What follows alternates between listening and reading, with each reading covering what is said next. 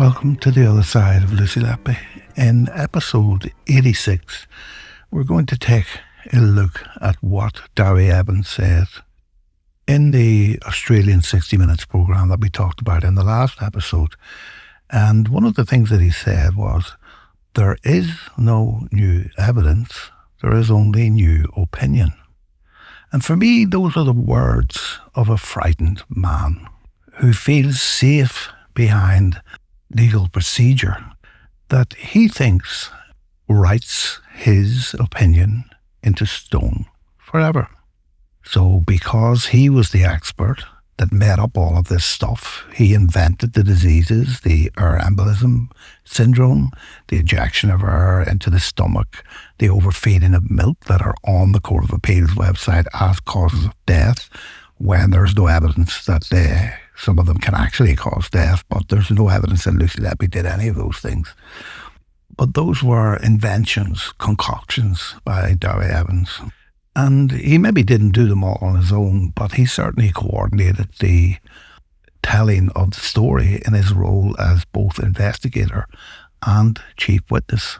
But how true is it when Dewi says that opinion doesn't matter when it comes to an appeal hearing or a review of a prisoner's right to appeal?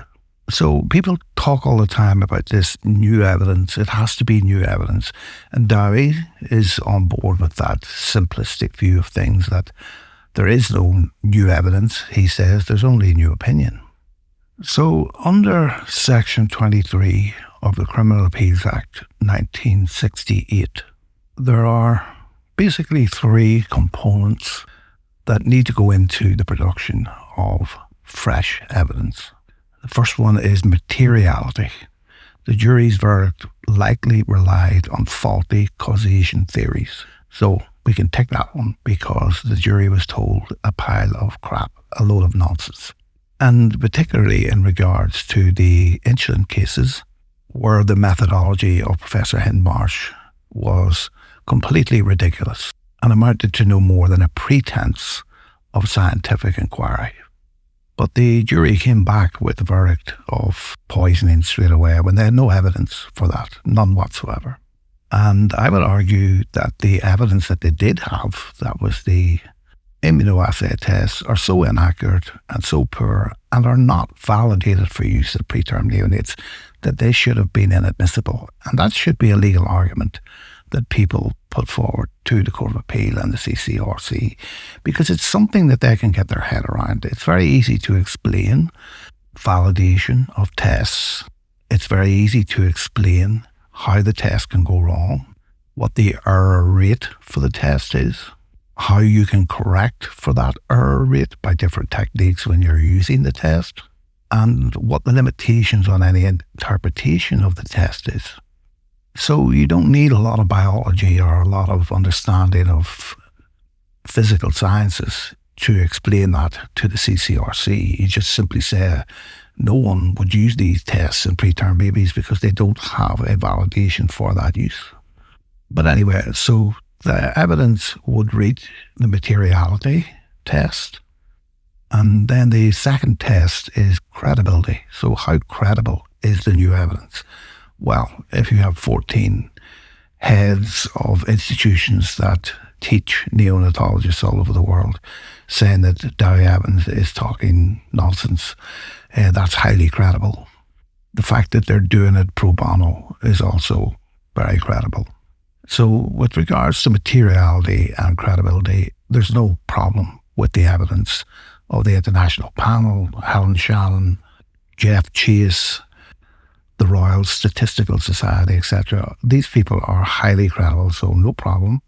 Materiality, credibility, tick. So the third criteria, which may throw up a bit of a roadblock for Mark MacDonald, is the reasonable explanation of why this information wasn't available at the time of the trial. So you have to apparently tell the court that the new evidence you're bringing wasn't reasonably available at the time of the original trial. And this is the procedural cloak that Dewi Evans is hoping to hide behind. Because, like all pseudoscientists, he's afraid of peer review. A person of integrity in science would welcome peer review. Even if Dewi Evans did believe his own theories, he fatally wounds himself every time he opens his mouth because he's not acting like an expert witness. He is supposed to have come along to that trial, give his expert opinion on the findings from the notes and observations, etc., and then disappeared into the sunset. But that's not what happened with this trial. Dewi Evans was integral to the construction of the means of murder. But let's just look at the third problem, the problem of the reasonable explanation why there wasn't a robust enough defence put up against Dewi Evans' bullshit during the trial. And if we look at the Court of Appeal judgment in R.V. Canning, so that was Angela Canning, and R.V. Clark, that was Sally Clark, both who were convicted of murdering their own children.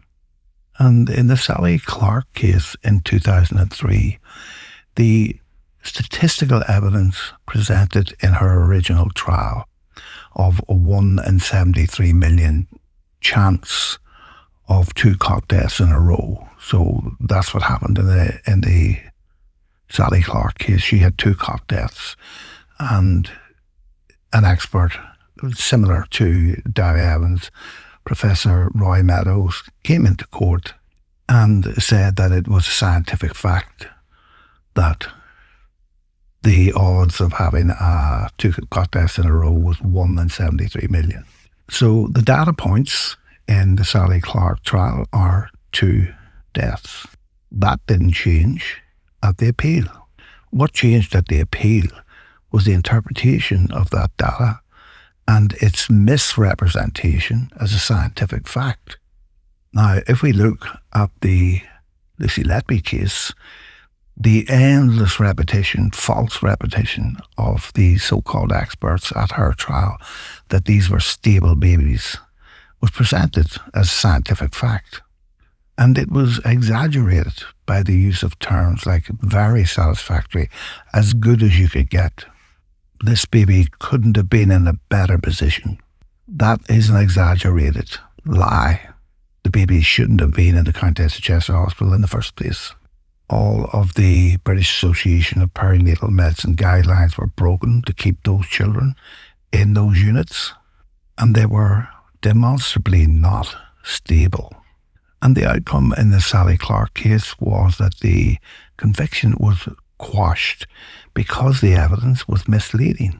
And again, in the Angela Canning case, the expert panel opinion at the trial was that 2 unexplained deaths in one family must be murder. And the conviction was overturned because of the use of dogmatic expert views, lacking empirical basis.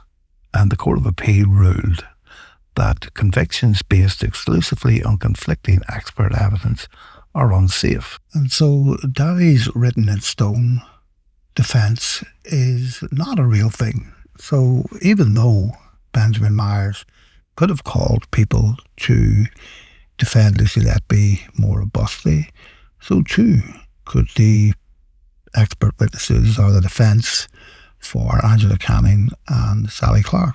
But they didn't, and the Court of Appeal still overturned the convictions when a different panel of experts gave a different opinion. And the conclusion of the Court of Appeal in both of those cases was that conflicting evidence from presumably equally qualified sources was inherently unsafe. But now we have a situation where we have Dewi Evans, an inherently unreliable witness, giving conflicting opinions with 20-odd people from around the world who are inherently reliable.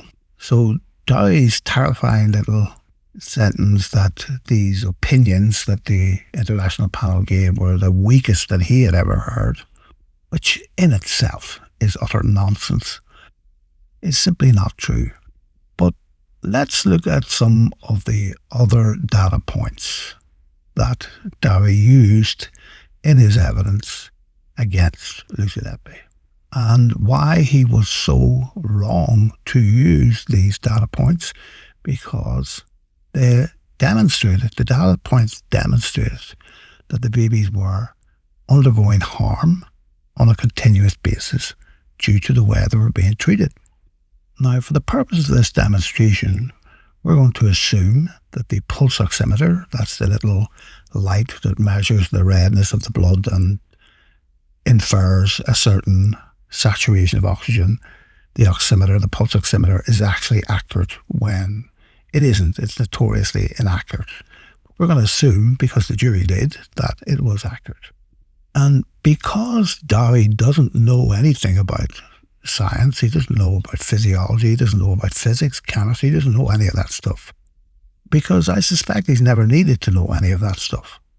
He doesn't know that the use of the data points of the high saturation levels of oxygen in the blood of these preterm neonates was, in my opinion, a fatal error on his part. And when I say saturation of oxygen in the high 90s, that means, and what he means, and there are frequent references to it in the public record as well as in the trial transcripts, of babies having saturations of 99% and 100%.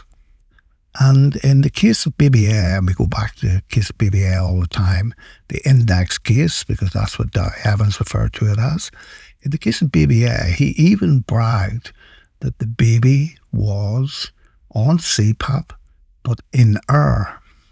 So he used the fact that the baby wasn't receiving additional oxygen to infer that the baby was so stable it didn't need additional oxygen. And if he wants to argue about that, he can look at the NICE guidelines. So the NICE guidelines, National Institute Clinical Excellence, which is the NHS general guidelines on how to do anything, basically. But in terms of oxygen monitoring and oxygen provision in preterm neonates, we had an update in 2024.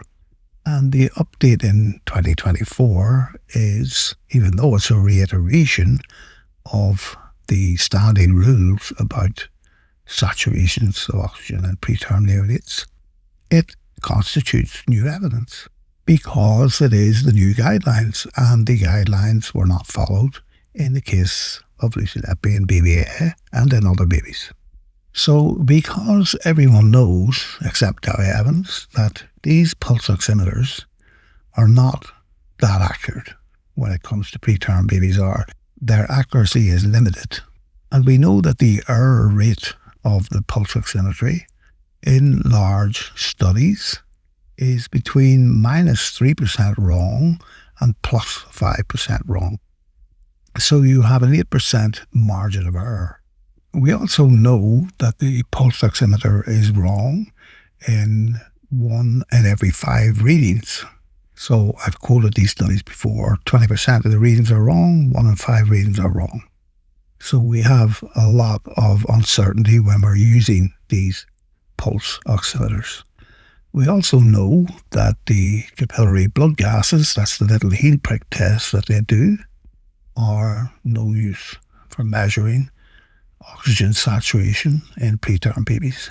And one of the reasons that we know this is that Dewi told us this frequently in the trial, and particularly in the case of baby A. He argued that with Ben Myers that he was never going to look at a blood capillary oxygen reading and regard it as an accurate reading. So he chose and emphasized one inaccurate measurement, that's the pulse oximetry, and he disregarded another inaccurate measurement, that's the capillary blood gas. And he bragged that baby A was so stable that it was on CPAP in air. So why would a baby who's on CPAP in air have oxygen saturation of 99%, 100%, breathing beautifully at 100%. That was frequently said during this trial. Well, it could be that the readings were all wrong and the baby was actually at 95%. It could equally mean that they were at 105%. So in order to avoid this uncertainty, the guidelines are that the readings should be between 91% and 95%. And that number is chosen because it means in theory that with this error rate, you won't reach 100% saturation in the baby. And the NICE guidelines from 2024, so new evidence, says that the alarms should be set to go off at 96%.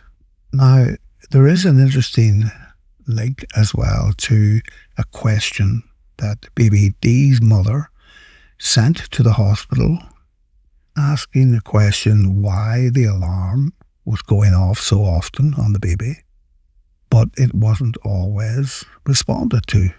And Dr. Jerram gives some BS answer, but the bottom line is that these alarms, these hypoxia alarms in the babies, go off all the time, frequently. About 75% of all of the alarms in the neonatal unit will be an oxygen warning level, either high or low.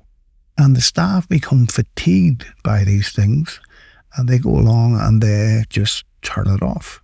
And then they look at the pulse oximeter, and it tells them that the baby is breathing okay.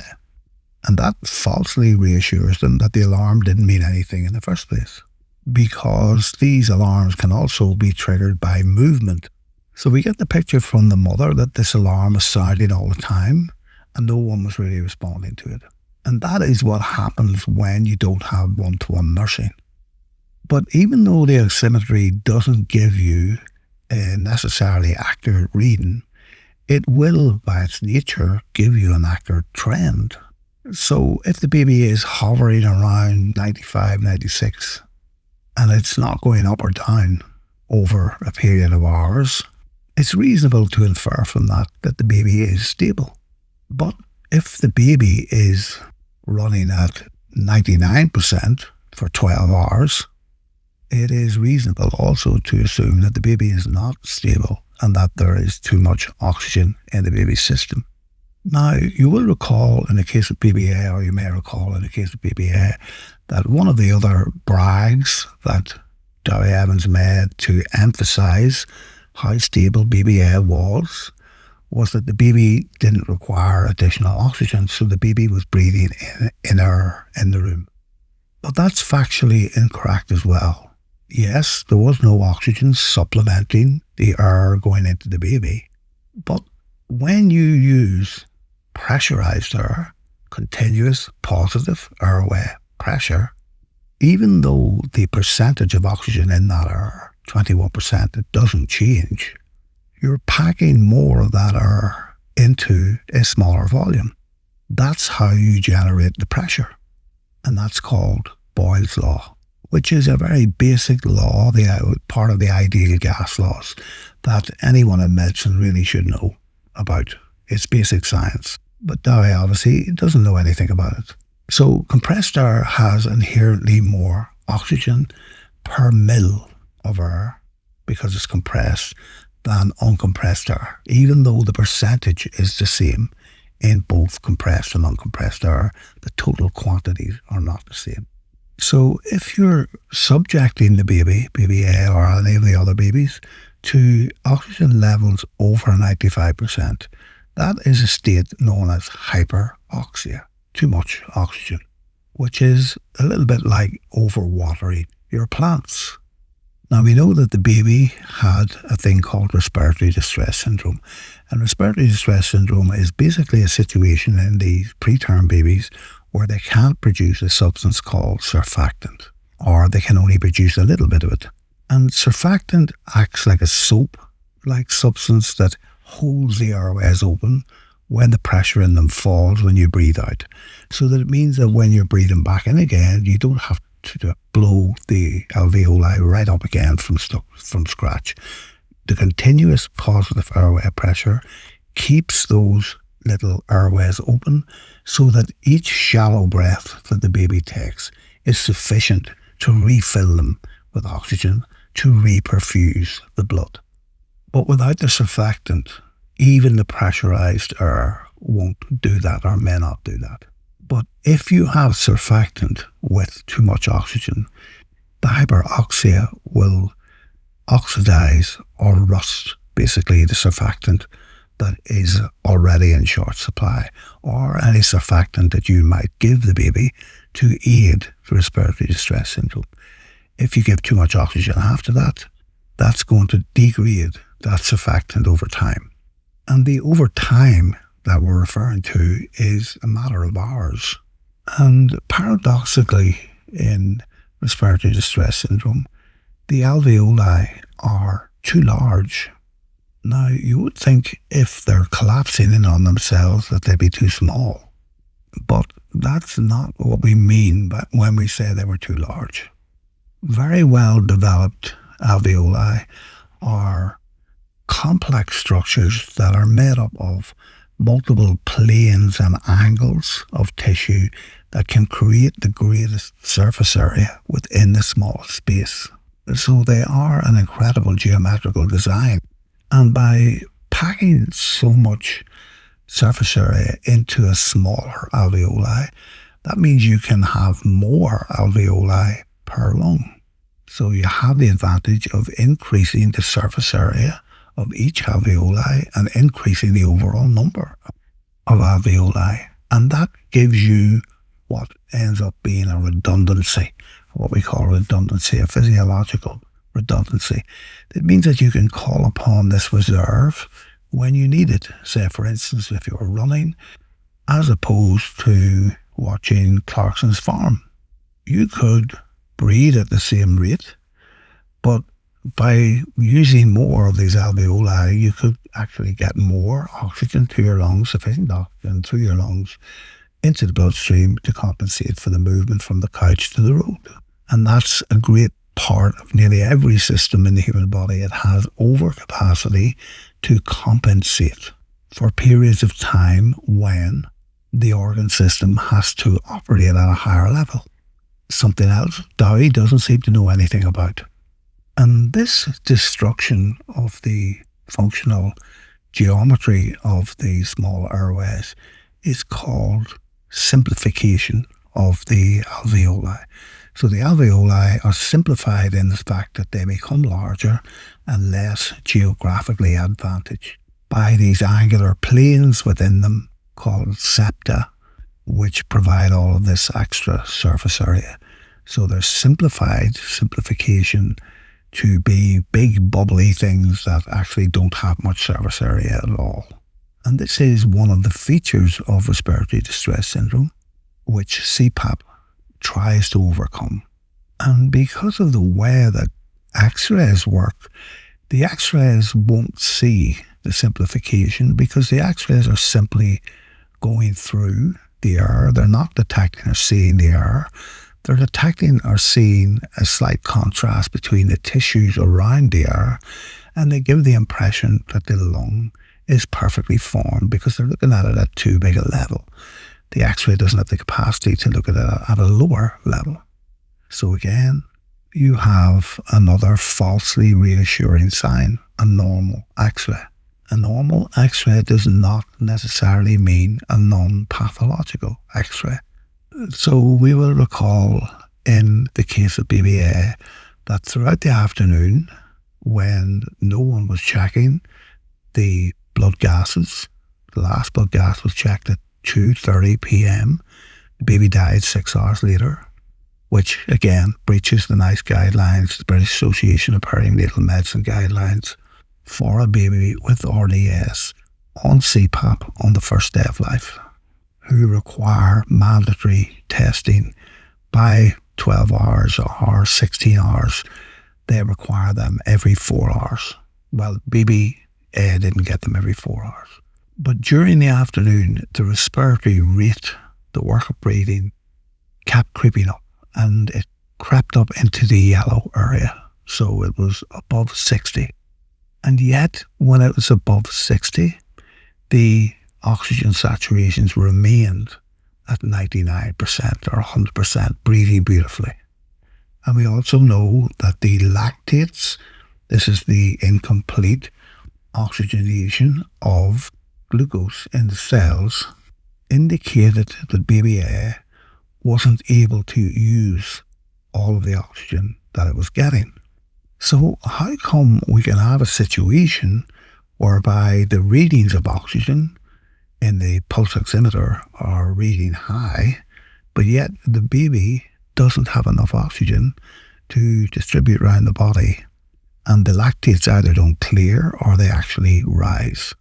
Well, what actually happens is that the hyperoxia, the high readings, and the condensed air, compressed air that was providing the extra oxygen to the baby was causing damage to the lungs, silent damage to the lungs, despite the saturations appearing to be normal. And this activates our old friend, the inflammatory cascade. So the oxygen is damaging the tissues, damaging the surfactant, and impairing the actual function of the lung. But that oxygen is not getting to where it should get. So even though you're measuring it at 99% in the blood, it's in the blood that you're measuring it. But in the blood, oxygen is simply bound to hemoglobin. These readings are not measuring the oxygen tension or the amount of oxygen in the tissues that they're supposed to be supplying the blood to. The main organ would be the brain that is using up 70% of the oxygen that's coming from the lungs through the heart into the system. So that means that there's something else going wrong here. There's something else that is preventing the blood, the saturated blood, reaching the tissues and oxidizing the glucose. And that something else is the inflammation and the hyperoxia, which damages the mitochondria. And the mitochondria are the part of the cell that are the little energy factory within the cell that produces the energy. And we've talked about this before, in that the mitochondria can only produce energy for the cell it's in. So if your brain needed a lot of energy, it can't take energy from other parts of the body. It can only produce the energy within its own cellular structure. But the way that the energy is produced through the Cori cycle or the Krebs cycle, that is the reduction of glucose through several processes by the use of oxygen right down to this energy component called ATP, is completely destroyed because each of those multiple processes in that chain require enzymes to function. And an enzyme is simply a chemical that will speed up another chemical reaction and make it more efficient. So what we know from research is that when you have too much oxygen in your blood, when you're reading 99%, when it's breathing beautifully, that oxygen is going to damage the mitochondrial enzymes as well as the mitochondria themselves. And there are several diseases that result in mitochondrial damage, or where you have suboptimum mitochondrial function due to these enzyme deficiencies. And they always produce the same clinical measurements or findings: normal or elevated oxygen, accompanied by elevated lactates. So the breathing beautifully hyperoxia of baby A and the other babies in the Letby series could actually, and likely was, a silent killer that no one recognized because they didn't keep the oxygen levels below 95% to be safe. So in that situation where you have elevated levels of oxygen appearing in the oximetry, you're reassured that the baby has enough oxygen. The baby has actually got too much oxygen, and that too much oxygen is destroying the very mechanism that would enable the baby to use the oxygen that you're supplying. And this is going to build up slowly.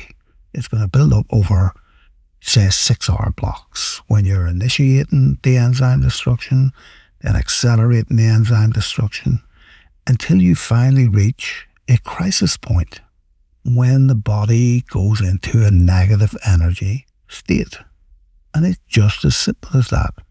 Because despite the so-called confessions of Lucy Letby, and despite the made-up association with Lucy Letby, what we're talking about here in all of these babies is biology.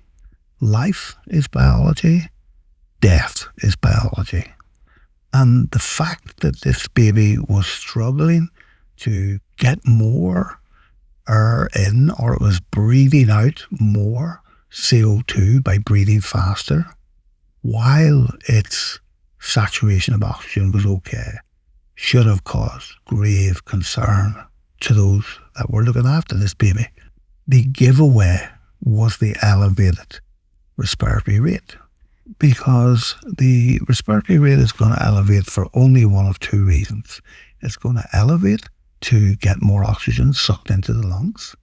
Well, a baby with 99% saturation doesn't need more oxygen sucked into the lungs. And the sensors in the body that's detecting that saturation are not going to trigger the brainstem to force the lungs to breathe faster. But when you are producing lactates, even though there's not a great correlation between pH in the blood, that's acidity in the blood, and lactates in the blood, there is a correlation and a causation. So lactate is acidic, although it's not greatly acidic. The only way the baby can compensate for the building acidosis in the blood is to breathe faster, to blow off carbon dioxide. And when it blows off carbon dioxide, it's blowing off carbonic acid and trying to neutralize the acidity of the blood. The acidity of the blood is further damaging the cellular mitochondria. So now we have hyperoxia destroying the mitochondria, and we also have acid destroying the mitochondria. And in the case of BBA, the respiratory rate rose steadily throughout the afternoon. And that means that the initial hyperoxia damage, which takes time to take place, so you could think of it as 6-hour blocks, so the first 6 hours, the damage wouldn't be so great. The mitochondria are still functioning reasonably well, and therefore they're not producing too much lactate, and they're not forcing the lungs to blow off too much CO2. That starts to deteriorate in the second block of 6 hours, and then the damage becomes more progressive after that. So if you're thinking straight and you're saying to yourself, hold on a minute, this oxygen reading that I've got is telling me that the baby has plenty of oxygen, but the baby's breathing too fast. And this fast breathing has only began in the afternoon or halfway through the baby's life. You would be smart to interpret that as a compensatory mechanism for elevating acidosis in the blood. And what would need to happen in that situation is you would need to have an arterial blood gas. But rather, in the case of baby A and in other babies, they have no blood gas. So baby A's last blood gas was at 2:30 p.m., 6 hours before the baby died. I have no doubt, because it is the only explanation, that in a circumstance where you have plenty of oxygen evident in the blood, accompanied by an elevated respiratory rate, that is a compensated metabolic acidosis state, which should have been a dreadful red flag for the actual condition of this baby. Instead, Dewi Evans does what he does with every single case. He finds non-pathological reasons for the appearance of warning signs, such as constantly elevating respiratory rate, because they don't fit his story. Whereas an experienced or caring or knowledgeable doctor would go, there is no reason on earth why this baby should be breathing fast, except that it's trying to blow off carbon dioxide, and therefore it is undergoing a metabolic crisis internally that we haven't measured or we can't measure. So the early sign, the compensation mechanisms that we all have in every organ, but we only have them to a certain limit, that was the sign that the baby was becoming metabolically distressed. And the reason the baby was becoming metabolically distressed was either the sepsis that it was diagnosed with, or it was the fact that the baby was suffering from hyperoxia, because that was the data points that Dewi Evans presented in court. A clinical diagnosis of sepsis 4 hours after birth, a rapid respiratory rate despite the fact that the baby had a high level of oxygen measured in the blood, way beyond the recommended level of 91 to 95%. And then we get the third and final component of the metabolic collapse of baby A, and some of the other babies I suspect too. And this is a phenomenon known as ventilation perfusion mismatch, or V/Q. And it becomes another amplifier of the mitochondrial destruction, and therefore of energy production in the body. And ventilation perfusion mismatch simply means that whereas the hemoglobin can pick up the oxygen from the lungs, it can't upload it to the cells. That's called perfusion. So you've got good ventilation, but poor perfusion. There is a mismatch. And that mismatch would show up in the persistence of the oxygen in the blood at high levels. Because as the baby is adjusting, it's going to vary in that saturation. The saturation shouldn't remain at the high levels all the time. It should be fluctuating a little bit between the two. So you should get readings between 91 and 95%. You shouldn't have them stuck right up to the top and staying at the top the whole day, breathing beautifully. That is telling you that the hemoglobin isn't uploading the oxygen to the tissues that need the oxygen. So the saturation level is only telling you one part of the equation, and that is, yes, there is enough oxygen in the system, but the elevated lactates are telling you that the oxygen isn't reaching the tissues, it's not being uploaded. Therefore, we have a perfusion problem, and therefore we have an oxygen perfusion mismatch. And this final piece of this pathophysiological jigsaw, the ventilation perfusion mismatch, sets us up nicely for what actually happened. Because repeated studies show that VQ mismatch, ventilation perfusion mismatches, set the baby up for more immediate desaturations. In other words, for collapse. And that's at the point where the compensatory mechanisms that we've talked about, the blowing off of the CO2 and all of that stuff, begin to fail more quickly. And even small changes in the baby's physiology can trigger dramatic deteriorations. So the sequence is very simple. The prolonged 99% saturation of oxygen from the CPAP causes the oxidative lung damage. And then the lung units develop different VQ ratios. So the disease isn't evenly distributed throughout the lungs. It's what we call heterogeneous, not homogeneous. So parts of the lung are functioning okay, other parts are not functioning okay. And some parts will become overventilated and other parts will become underperfused. And that is in the lung where the mismatch begins. And that in the lungs is where the cellular dysfunction begins. Now the lungs are a big area, even in preterm babies, so they're going to take some time to work their way through to the full catastrophic state.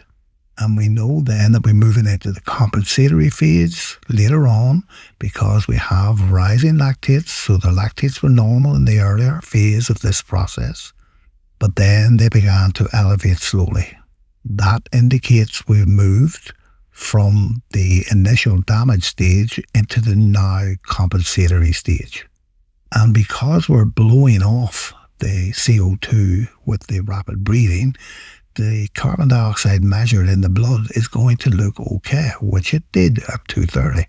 The acid in the blood, the pH of the blood, is going to look okay as it did at 230 because we're in the compensation phase. And what the compensation phase does, it keeps the parameters within the normal bounds. But eventually, as more VQ mismatch occurs in the lungs, when you get more lung units damaged, the oxygen delivery becomes increasingly inefficient. Despite the high readings throughout, the mismatch, the perfusion is now the problem.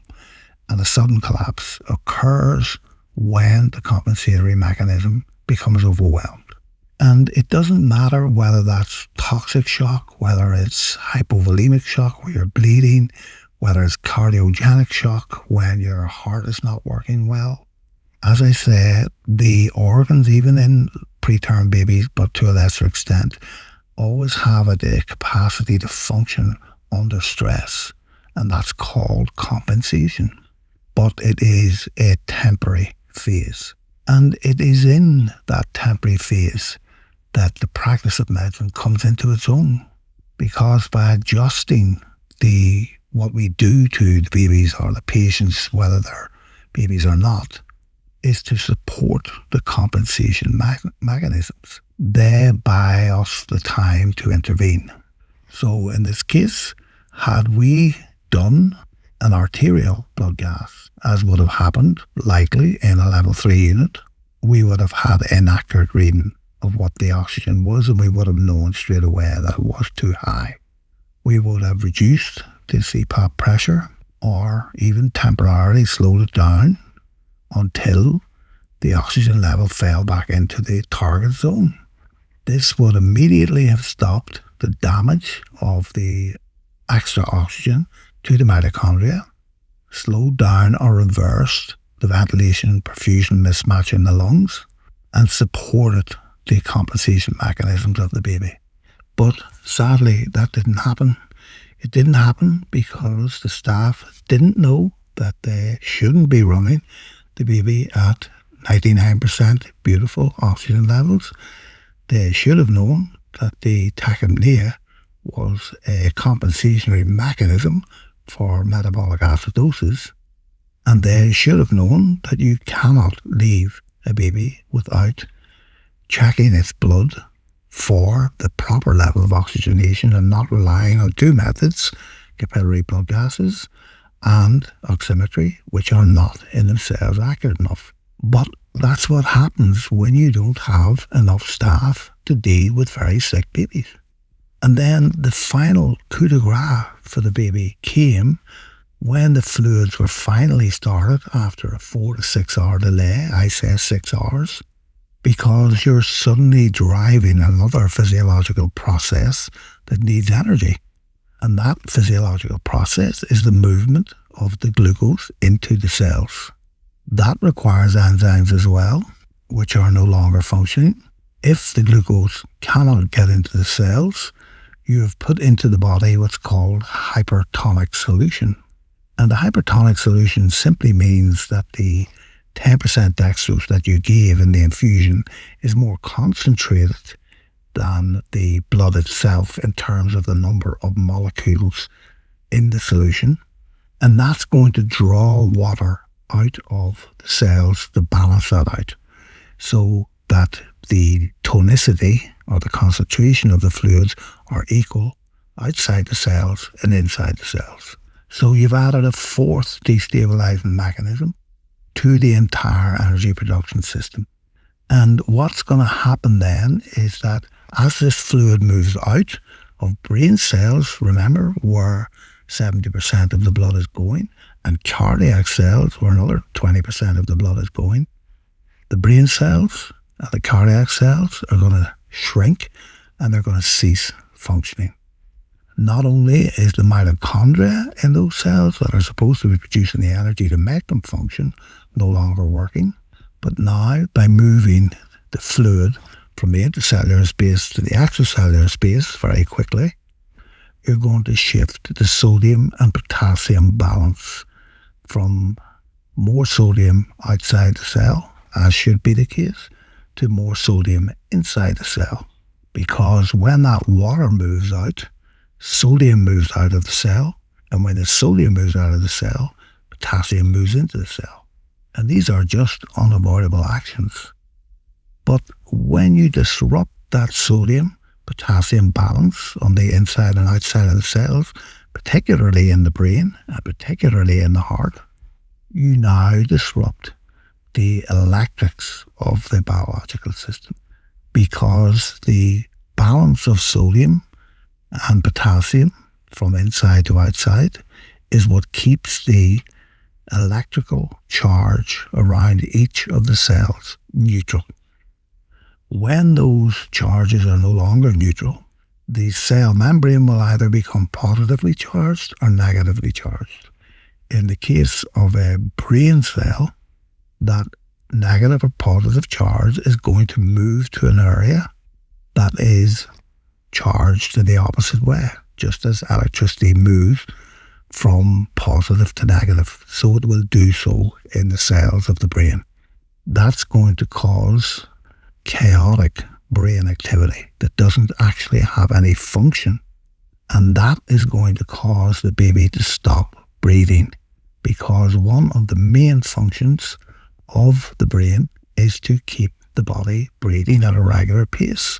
The autonomic nervous system is centrally based in the brainstem, which you have now royally screwed 4 ways to Sunday, with the addition of the hypertonic solution being the final straw. And then the next part of Dewi's theory, that the babies didn't respond to resuscitation as they should have, is explained by the fact that the progressive VQ mismatch, progressive hyperoxia damage, and progressive acidosis in the area of the heart muscle is going to cause it not to respond to stimulation. And it can't respond to stimulation because the cells are no longer producing any energy. And all of this will fit neatly into a situation whereby you're not going to see any of this at post-mortem. So for all the world, all of the tissues in the body at a gross level and even at a microcellular level are going to look pretty much okay, because these changes, the mitochondrial damage, the hyperoxia, the VQ mismatch, all of these are at subcellular level. They're at levels, molecular levels that we cannot see. So for me, there is the perfect explanation for what happened to baby A and to many of the other babies in the so-called Letby series. Now, are you going to find an expert who disagrees with any of that? No, you're not. You're not going to find anyone that says that hyperoxia should have been permitted for the number of hours that it actually happened.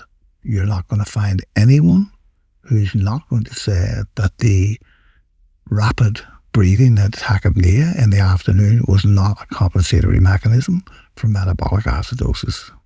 And you're not going to find anybody to say that the final proximity event, the overload of the body with hypertonic D10 or dextrose 10 solution, didn't cause massive cellular disruption, which caused, in turn, the malfunction of the brain and the failure of the heart to respond to resuscitative efforts, because it was already too damaged and too acidotic at the molecular level. And it all comes down to biology.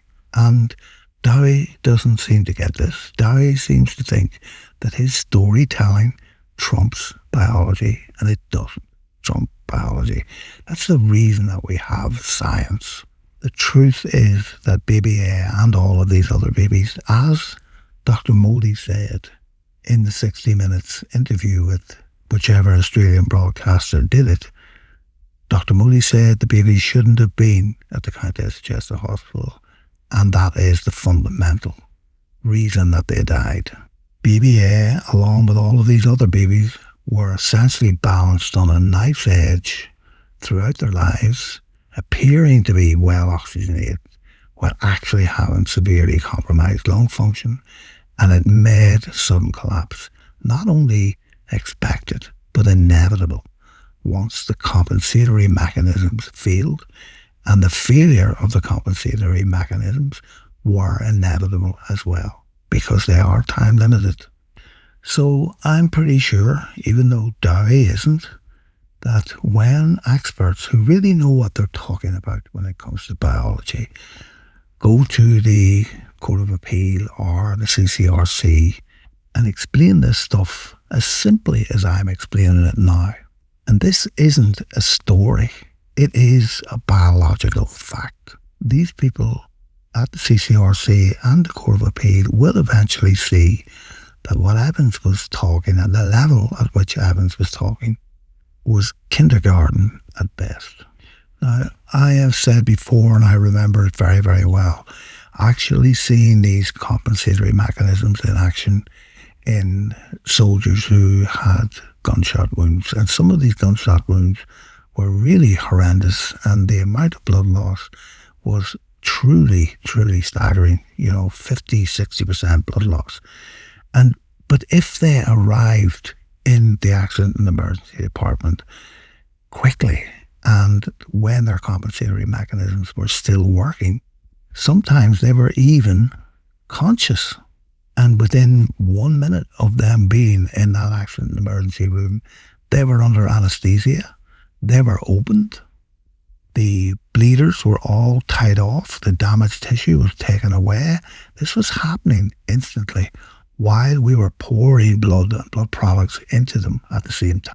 We managed to support their compensatory mechanisms and eventually reverse the physiological decline that they suffered because of the gunshot wound. If we missed that window of opportunity for any reason, such as an ongoing battle or the inability to evacuate the victim from the scene immediately, they would either arrive in hospital dead or they would fail to respond to any actions we took to support their compensation mechanisms because they'd already run out of the ability to compensate. So in all of these cases, I read all of these cases and I look at them and I see compensation phase, disease onset phase, crisis phase, and written throughout them is failure to react to compensation phase. BBE is another classic example. For reasons unknown, the baby bled and lost a huge amount of blood, but was still alive.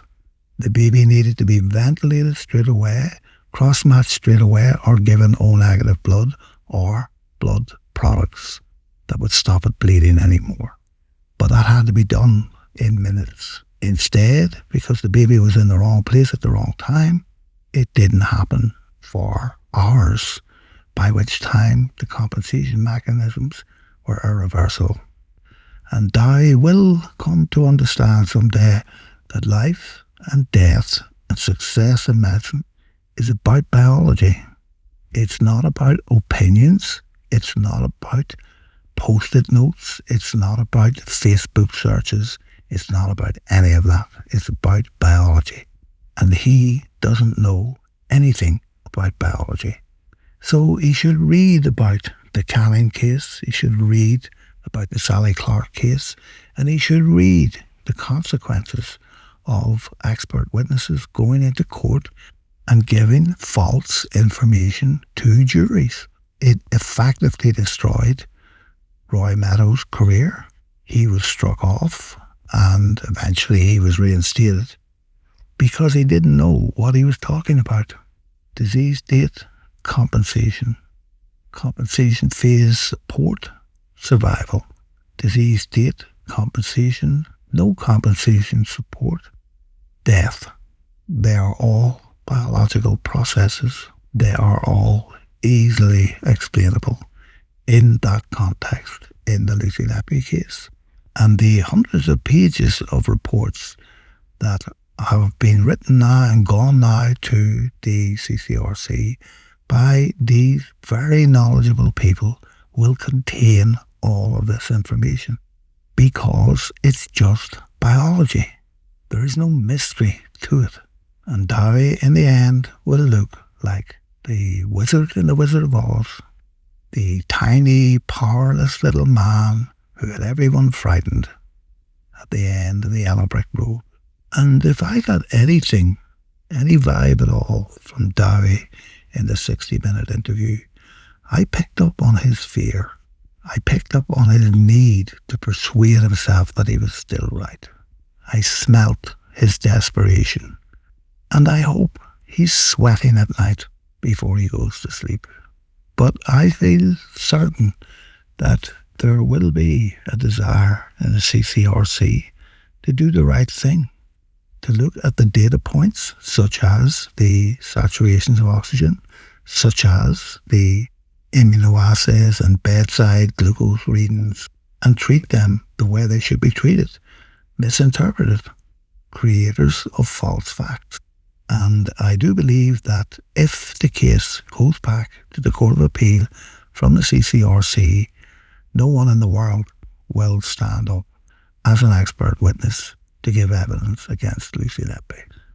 All they'll be left with is the post-it note confessions, the Facebook searches, the dodgy swipe card data, the monstrous statistical analyses, which are not in themselves enough to convict a person of anything other than being naive and a little bit silly and unprofessional. So, there we leave it. Disease, compensation failure, death. That's biology. It isn't any more complicated than that. So, I hope you got something from this, and we will keep up the good fight. And we'll see you in the next episode.